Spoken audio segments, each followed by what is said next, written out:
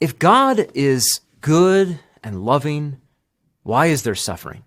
I mean, in some sense, this is the most important problem of our lives. But I think as we think about this question, and in particular, how our own experience of God's love and care for us can somehow also make sense with the challenges that we experience in our lives, again, with death and sickness and suffering. How do we do that? Well, I feel like in the book of Job, we get a really good example for how this works, right? Job is very prosperous. He has 10 children. He has lots of things. He's very happy. But then God takes away all of those things. And Job is kind of left in a pile of ashes, kind of shouting at God, Lord, why did you do this to me? And as he has a long conversation with his friends, they're kind of convinced that, well, he must have done something wrong, right? It must have been his sin that brought this about.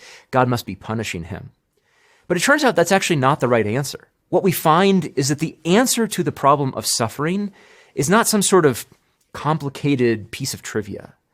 But the answer is God's own presence. By the end of the book of Job, God arrives on the scene in a whirlwind. And yet, God doesn't answer Job's questions. He doesn't satisfy his curiosity. He doesn't explain to him why it is he's experienced this suffering. He just presents himself. God doesn't stay up in heaven, hearing our pleas and just sort of wipe away all of our trials and sufferings and take them away. Instead, he comes down here, and he's born in poverty, carries a cross, and dies for us, right? He enters into our sufferings. And somehow it's in that we find the deeper meaning of these things.